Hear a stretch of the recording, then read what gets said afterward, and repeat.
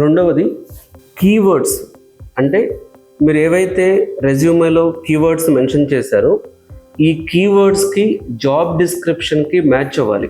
Match అవ్వకపోతే application tracking system అని ఉంటుంది, ATS అంటాం. ఈ అప్లికేషన్ ట్రాకింగ్ సిస్టమ్ ఏం చేస్తుంది అంటే మీ రెజ్యూమ్ని ఆటోమేటిక్గా రిజెక్ట్ చేస్తుంది. ఎగ్జాంపుల్ చెప్తాను.